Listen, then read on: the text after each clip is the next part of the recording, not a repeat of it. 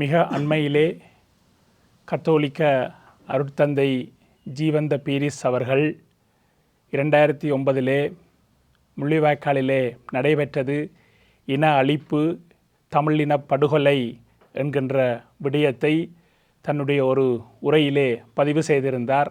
எங்களுடைய மண்ணிலே 2009 கடைசி கட்டங்களிலே முள்ளிவாய்க்காலிலே நடைபெற்றிருக்கக்கூடிய அந்த இன அழிப்பை, இனப்படுகொலையை தென்னிலங்கையைச் சேர்ந்த சகோதர இனத்தைச் சேர்ந்த ஒரு கத்தோலிக்க அருட்தந்தை முன்வந்து அந்த உண்மையை எடுத்து சொல்லியிருந்த விடயத்தை நாங்கள் அனைவரும் வரவேற்கின்றோம்.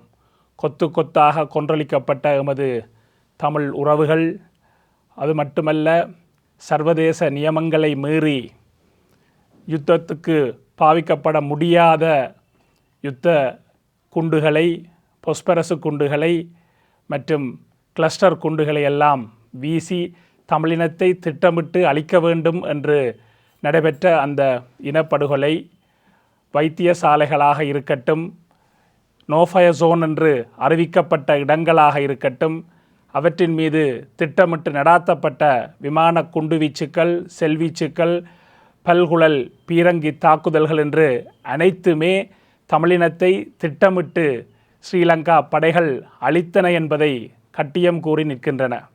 அது மட்டுமல்ல, அந்த யுத்தத்தினுடைய இறுதி நாட்களிலே மே 16, 17, 18 திகதிகளிலே அங்கே எமது தமிழ் உறவுகள் படுகொலை செய்யப்பட்டதும், கைகள் பின்புறமாக கட்டப்பட்டு உயிருடனே சுடப்பட்டதும், பல பெண்கள், கர்ப்பிணி பெண்கள், சிறுமிகள் பாலியல் வன்கொடுமைக்கு உட்படுத்தப்பட்டு இந்த இனத்தையே கருவறுக்கக்கூடிய இந்த 21ஆம் நூற்றாண்டிலேயே மிகவும் ஒரு மோசமான, ஒரு அருவருக்கத்தக்க, ஒரு பயங்கரவாதமான இனப்படுகொலையை ஸ்ரீலங்கா படைகள் நிகழ்த்தியிருந்தன.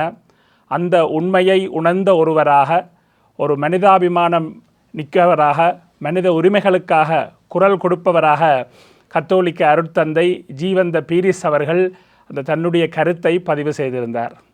அதனைத் தொடர்ந்து கத்தோலிக்க திரு அவையினுடைய ஊடக பேச்சாளர், கத்தோலிக்க ஆயர் மன்றத்தினுடைய ஊடக பேச்சாளராகவும் இருக்கக்கூடிய அருட்தந்தை ஜூட் கிருஷாந்த அவர்கள் ஒரு அறிக்கையை வெளியிட்டிருந்தார்கள்.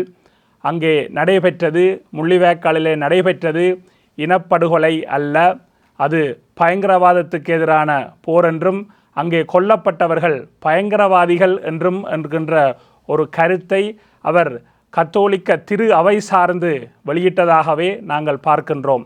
அதை ஒரு தனி ஒரு அருட்தந்தை அவர்களுடைய கருத்தாக இல்லாமல் அவர் கத்தோலிக்க திரு அவையை பிரதிநிதித்துவப்படுத்தி ஊடக விடயங்களை கையாளுகின்ற ஒருவர் என்ற வகையிலே அவருடைய கருத்து ஒட்டுமொத்த தென்னிலங்கை சார்ந்திருக்கக்கூடிய கத்தோலிக்க திரு அவையினுடைய கருத்தாகவே ஈழத்தமிழர்களாகிய எங்களாலே பார்க்கப்படுகிறது.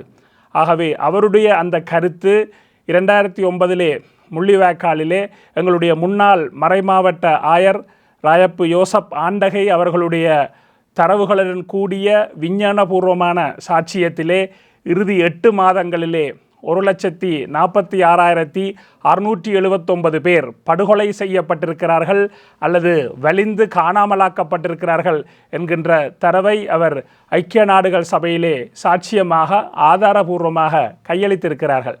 பல சர்வதேச நிறுவனங்கள் கூட அங்கே நடைபெற்றிருக்கக்கூடிய இனப்படுகொலை, இன அழிப்பை ஒரு உணர்ந்திருக்கக்கூடிய நிலையிலே அனைவரும் சிங்கள சாதாரண மக்கள் கூட அங்கே நடந்திருக்கக்கூடிய விடயங்களை உணர்ந்திருக்கக்கூடிய ஒரு நிலையிலே கத்தோலிக்க அவையை பிரதிநிதித்துவப்படுத்தி அவர் அங்கே நடந்தது பயங்கரவாதிகளுக்கு எதிரான ஒரு யுத்தம், பயங்கரவாதிகளே கொல்லப்பட்டார்கள், அங்கே நடந்தது இனப்படுகொலை அல்ல என்கின்ற கருத்தை வெளியிட்டிருப்பதும், அதற்கு இதுவரை கத்தோலிக்க திரு அவை சார்ந்தோ, கத்தோலிக்க ஆயர் மன்றம் சார்ந்தோ அல்லது வேறு எந்த தென்னிலங்கை சார் கத்தோலிக்க கட்டமைப்புகள் சார்ந்தோ எந்தவித எதிரான மறுப்பறிக்கைகளும் வராதது எங்கள் எல்லோருக்குமே மிகவும் பெரிய மன வருத்தத்தையும் வேதனையையும் மன உளைச்சலையும் தந்து கொண்டிருக்கிறது.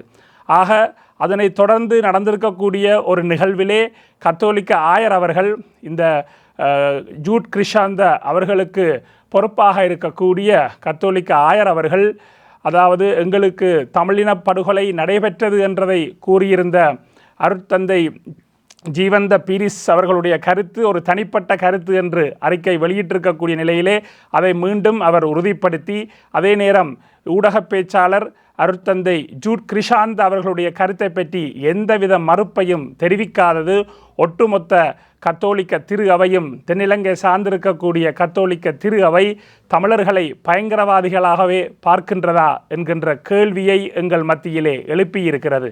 ஆக ஒட்டுமொத்த தமிழர்களையும் பயங்கரவாதிகளாக பார்க்கக்கூடிய ஒரு மதம் சார்ந்த அறத்தையும் அன்பையும் மனிதநேயத்தையும் கொடுத்திருக்கக்கூடிய ஒரு நிலையிலே இருக்கக்கூடிய இந்த மத கட்டமைப்பினர் இவ்வாறான ஒரு விடயத்தை வெளிப்படுத்தி நிற்பது என்பது எங்கள் எல்லோராலும் ஏற்றுக்கொள்ளப்பட முடியாததாக இருக்கின்ற அந்த சூழ்நிலையிலே நாங்கள் தமிழர்களாக மனித உரிமையை நேசிப்பவர்களாக இதற்கான மறுப்பறிக்கை வெளியிடப்பட வேண்டும்.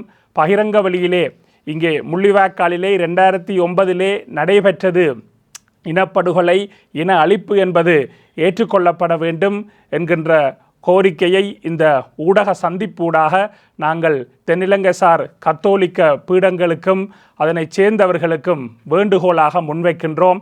அந்த அடிப்படையிலே இந்த விடயம் மறுக்கப்படும் பொழுதுதான் உண்மையான நீதி கிடைக்கும். மதங்கள் நீதியை நிலைநாட்டுவதற்காகத்தான் மதங்களுடைய கருத்துக்கள் மக்கள் மத்தியிலே பரப்பப்படுகின்றன, மதங்கள் தங்களுடைய பணிகளை ஆற்றுகின்றன என்ற அந்த அடிப்படை விழுமியம் அடிப்படையிலே நாங்கள் உண்மையைத்தான் எதிர்பார்த்து நிற்கின்றோம், நீதியைத்தான் எதிர்பார்த்து நிற்கின்றோம். அந்த வகையிலே இந்த விடயங்கள் தென்னிலங்கை அரசியலிலே வேறு காரணங்களுக்காக அல்லது வேறு விடயங்களை திசை திருப்புவதற்காக இது பல்வேறு சக்திகளால் பயன்படுத்தப்படுவதாக இருந்தாலும் எங்களுடைய இனம் சார்ந்த ஒரு மிக முக்கியமான விடயமாக இந்த தமிழின அழிப்பு, இனப்படுகொலை முள்ளிவாய்க்காலிலே நடைபெற்றது என்பது இருக்கிறது. அண்மையில்தான் மே 18 அந்த நினைவேந்தல் பெரும் மக்கள் எழுச்சியுடன் அங்கே நடைபெற்றிருக்கக்கூடிய சூழ்நிலையிலே ஒரு நீதியை தமிழினம் கேட்டு போராடி கொண்டிருக்கின்ற இக்காலகட்டத்திலே இந்த விடயத்தை நாங்கள் ஒருபோதும் ஏற்றுக்கொள்ள முடியாது. அப்படி இது தொடருமாக இருந்தால் நீங்கள் உங்கள் தென்னிலங்கையில் இருந்து கொண்டு நீங்கள் வேறு நாங்கள் வேறு என்கின்ற அந்த நிலைப்பாட்டைத்தான் இது எடுத்து நிற்கின்றது. நீங்களும் நாங்களும் ஒன்றாக சேர்ந்து நல்லிணக்கம் என்ற வகையிலே ஒரு அன்பு ரீதியிலே வாழ முடியாது என்பதுதான். சாதாரண அப்பாவி சிறுவர்கள், குழந்தைகள், கர்ப்பிணி பெண்கள் எல்லாம் படுகொலை செய்யப்பட்ட, திட்டமிட்டு படுகொலை செய்யப்பட்டதை பயங்கரவாதிகள் என்று நீங்கள் முத்திரை குத்துவதாக இருந்தால் நீங்களும் நாங்களும் சேர்ந்து வாழ முடியாது என்பதைத்தான் இது இப்பொழுதும் எடுத்து காட்டி நிற்கிறது என்கின்ற விடயத்தையும் இந்த சந்தர்ப்பத்திலே பதிவு செய்து கொள்ள விரும்புகின்றோம்.